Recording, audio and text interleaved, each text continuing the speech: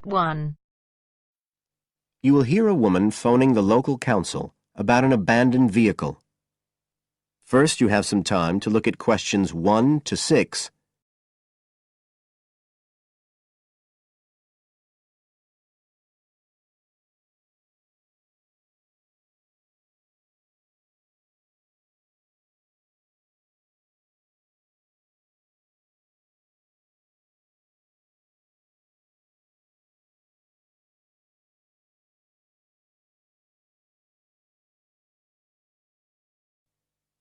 Now we shall begin.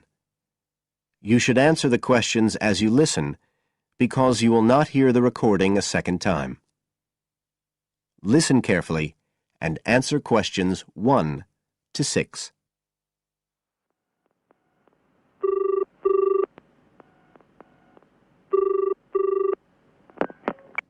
Environmental Health Department, Paul speaking.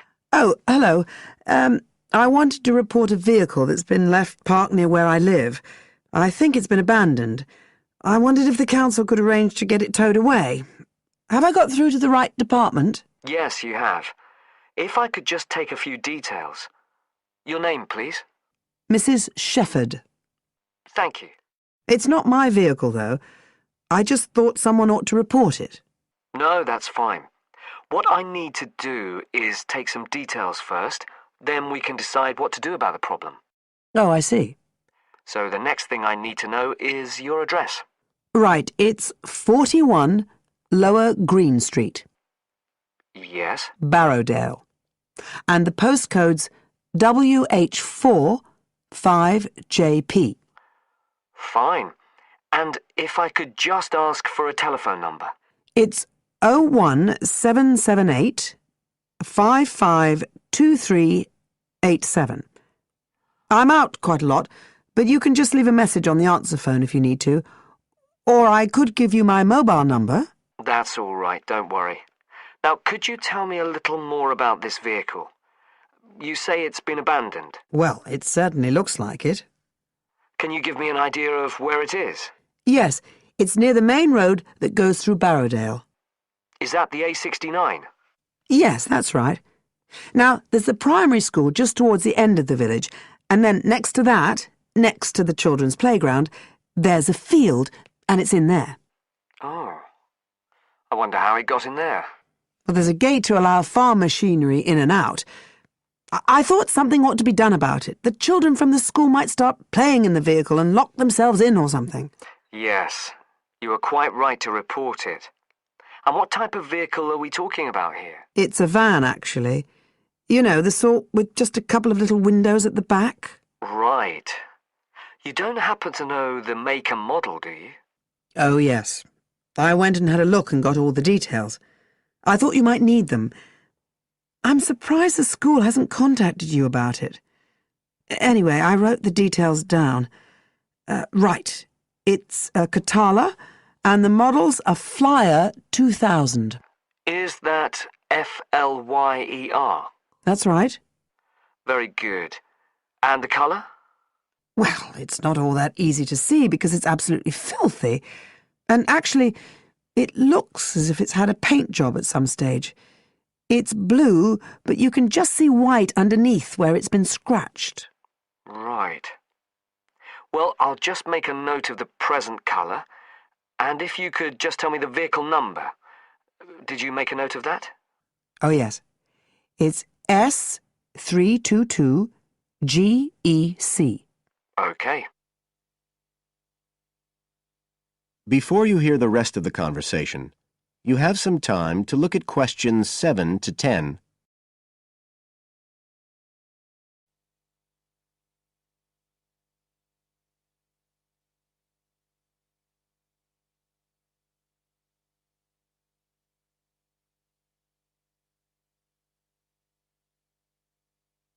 Now listen and answer questions 7 to 10. And it sounds as if the general condition of the vehicle isn't too good, from what you say. No, it's pretty poor. It wouldn't be drivable. It's got a flat tire and there's a crack in the windscreen. I reckon someone just wanted to get rid of it. That's usually the way. It's been there for nearly a week. No, it must be 8 days. I remember it was a Sunday morning when I noticed it. It wasn't there the day before. I walk past it most days on the way to the shops. I'd have thought the school would have reported it. Does the field actually belong to the school? No, it's part of Hill Farm Estate. Right. I'll just make a note of that.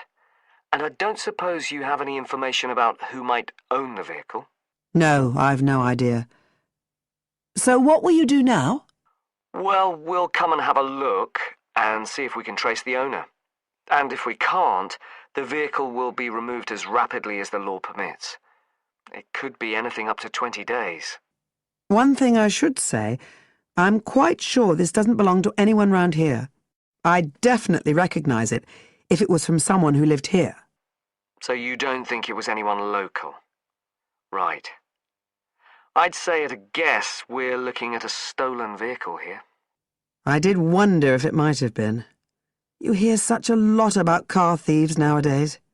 Well, we certainly will be looking into that possibility.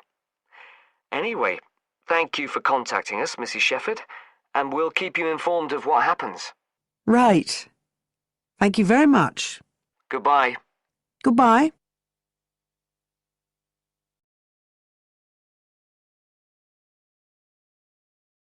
That is the end of part 1.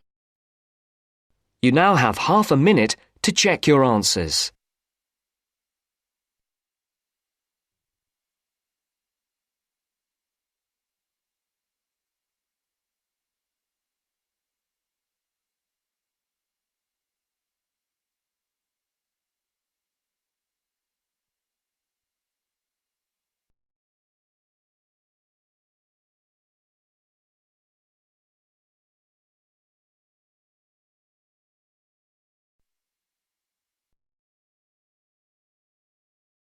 Now turns to part 2.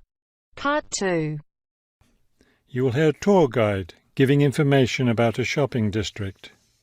First, you have some time to look at questions 11 to 15.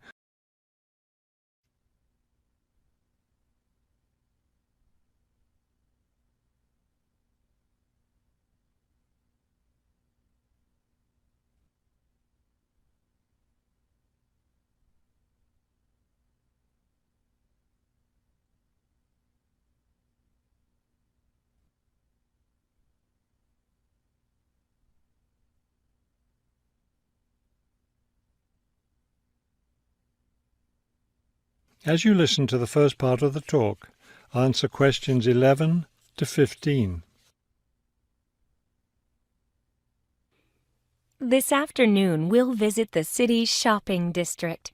Several blocks in the area are closed to car traffic, and I know you'll enjoy walking around there.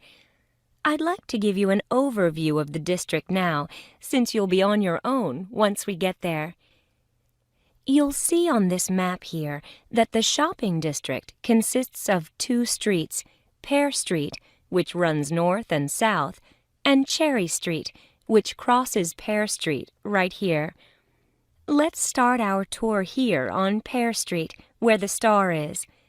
This star marks the Harbor View bookstore. It's very popular among locals as well as tourists. You can buy a range of books of local interest, as well as a variety of magazines and newspapers. It's directly across the street from the city library, which is also worth a visit. It's in one of the oldest buildings in the city and contains, among other things, an interesting collection of rare books. Now, moving up Pear from the bookstore toward Cherry, the next building on the left is the Pear Cafe. You'll notice it's right on the corner of Pear and Cherry Streets. It's a great place to relax while enjoying a delicious cup of coffee or tea. You can talk with friends or read quietly. They have a variety of books and magazines available. From the windows of the cafe, you can look right across Cherry Street for a lovely view of city gardens. It's a rather small garden, but it contains a variety of exotic plants and flowers. Let's leave the cafe and cross Pear Street. On the opposite corner, we're at Caldwell's Clothing Store, which you might also want to visit. They sell both men's and women's fashions from countries around the world. Continuing down Cherry Street, the next building on the right after Caldwell's is the souvenir shop. Stop in here to get maps and books about the local area, as well as t-shirts and postcards with pictures of the city. Now, we cross Cherry Street and we're at the Art Gallery, one building down from the corner. Here you can see, and of course purchase, many fine paintings and sculptures by local artists. Let's keep going down Cherry Street toward the harbor. On the left, right after the gallery, is Harbor Park. It's a lovely place, and it's certainly worth spending some time there. Before you hear the rest of the talk, you have some time to look at questions 16 to 20.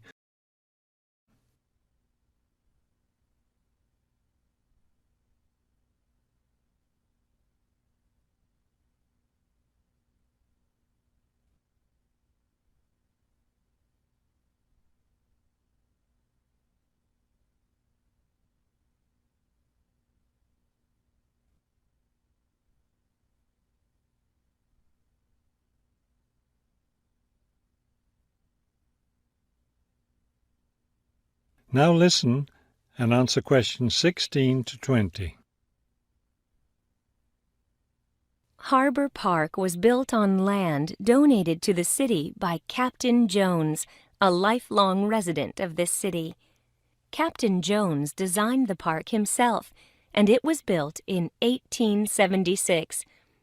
Exactly in the center of the park, a statue of Captain Jones was erected, and it's still standing there today. It shows Captain Jones on the bow of his ship. After viewing the statue, you can follow the path that goes through the woods just behind.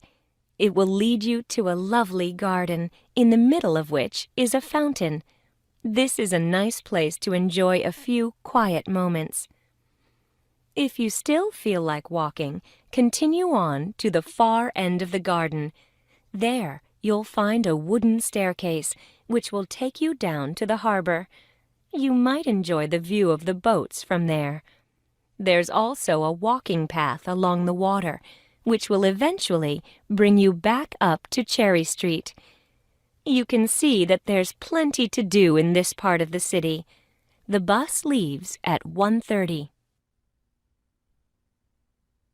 That is the end of part 2. You now have half a minute to check your answers.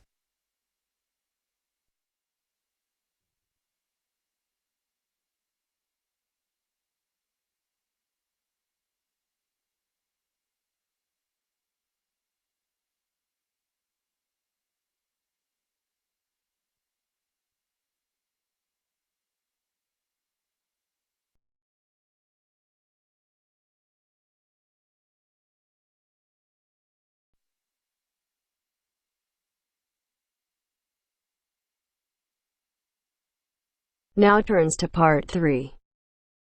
Part 3. You'll hear a woman calling Laverton Arts Centre for some information. First, you have some time to look at questions 21 to 26.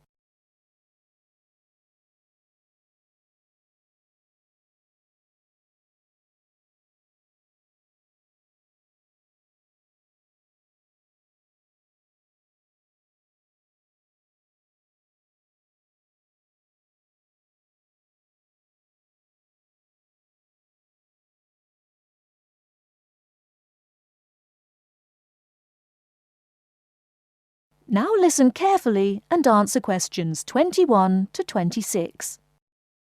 Laverton Arts Centre. How can I help you? Hello. I've been to the Arts Centre a few times recently, and I understand you have this scheme for regular visitors. The Friends of Laverton Arts Centre. Yes, that's right. I wonder if you could tell me a little about it. I mean, how much it costs and what benefits it offers, things like that. Certainly. Well, first of all, the good news is that we've recently changed the scheme. It used to cost £15 a year, but now it's free. All you have to do is fill in an application form. You can either come to the Arts Centre and do that here, or you can go to our website and apply online. And so what are the benefits of joining? There are actually quite a few. As a friend of Laverton Arts Centre, you'll receive a newsletter every 3 months with information on all the forthcoming events. That sounds useful. You also get priority booking for shows and concerts in the main theatre. Can you explain how that works exactly? Yes. What that means is that when tickets go on sale, for the first 2 days they're only available to friends of the Arts Centre. So, as long as you book early, you can make sure you get seats. Great! Do you ever offer discounts to friends of the centre? Under the old system, when you had to pay to be a member, we did. Under the new system, there won't be any discounts for shows in the main theatre or films at the Arts Cinema. Having said that, we will be offering some discounts to members for performances in the small theatre. There'll be information about this in each issue of the newsletter. I suppose I can find that information online as well, can I? Absolutely. Actually, we're redoing our website at the moment. Right now, there actually isn't a special section for Friends of the Arts Centre on the website. Once the site's been redesigned, there will be. You'll be able to put in your username and password and enter a special section just for you. It sounds excellent. Are there any requirements, though? I mean, as a member, do I have to do anything? Yes, sorry, I forgot to mention that. There are no formal requirements at all, though obviously we have this scheme to encourage people to attend events here regularly. So we ask that you attend at least 4 events a year, whatever they are, if you possibly can. Nobody's going to count, though, and it's totally up to you. That sounds fair enough.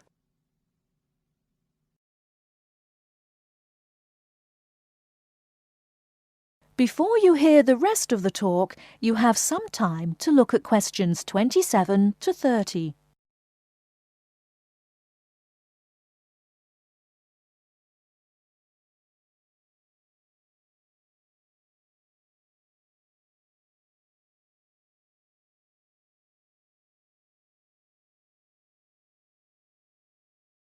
Now listen and answer questions 27 to 30. While you're here, we're actually conducting a short survey of people who phone up the Arts Centre.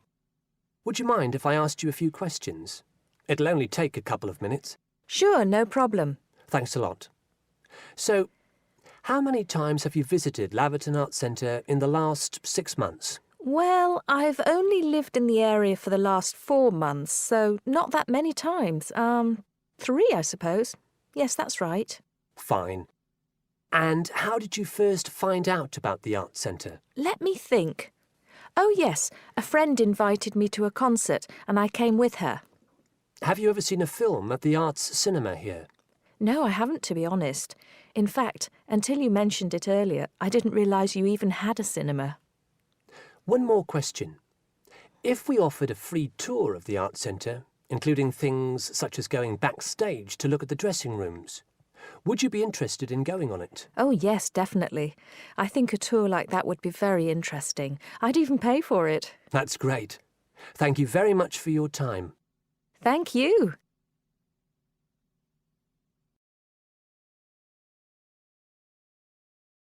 That is the end of part 3. You now have half a minute to check your answers.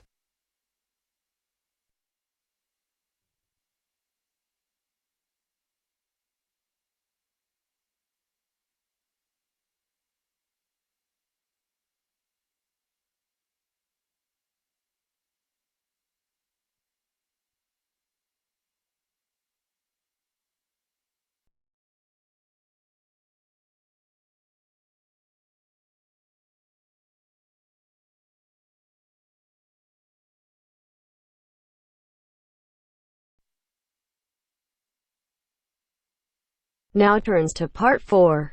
Part 4. You're going to hear a lecture on some useful information for your travelling around Britain. Listen to the first part of the lecture and complete the notes below. First, you have some time to look at questions 31 to 40.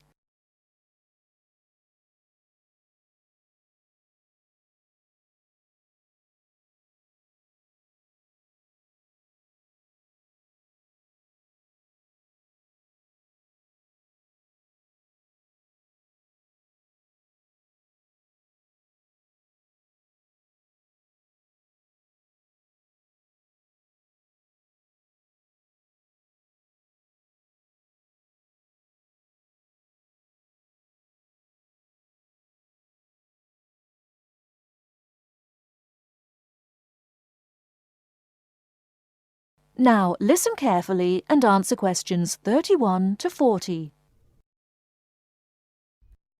Good afternoon and welcome to the session on Britain. This afternoon I would like to provide some useful information for you about travelling around Britain. Britain has over 700 tourist information centres. You will find them at major ports, airports, stations, historic landmarks and towns and holiday centres, so just look out for this sign that says Tourist Information. The staff will be able to answer your holiday queries as well as provide essential maps, guides and brochures. Tourist information centres at major ports and airports in London and addresses of British Tourist Authority European offices are all listed on the Tourist Information Centres. Now let's talk about the telephone in Britain. You know, Britain is well supplied with public telephones. Street kiosks take 10-pence coins. In city centres, mainline railway stations, airports and central London underground stations, payphones and card phones are in operation. For the latter, small plastic phone cards are used, and these come in 10, 20, 40, 100 and 200 units, and can be bought at post offices, news kiosks, station bars and shops where the green and white card phone sign is displayed. When using the different public telephone systems, make sure you read the dialling instructions carefully. Now, let's see the banks in Britain. There are 24-hour banks at London's two main airports. One is Heathrow and the other is Gatwick. Otherwise, banks are normally open from 9:30 to 15:30 hours, Monday to Friday.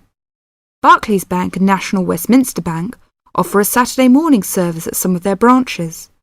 National Jaro Bank has 42 bureaux de change located in post offices throughout the country in main tourist areas. Opening hours are 9 o'clock to 17:30 weekdays, 9 o'clock to 12:30 Saturday mornings. One exception to this is the Trafalgar Square office, whose opening hours are 8 o'clock to 20 o'clock weekdays and Saturdays, and 10 o'clock to 17 o'clock on Sundays. The bureau de change services are available to overseas visitors. Visitors can change their money there. You can also change money at bureau de change, large hotels, department stores and travel agents. Be sure to check in advance the rate of exchange and the commission charged, as these vary considerably.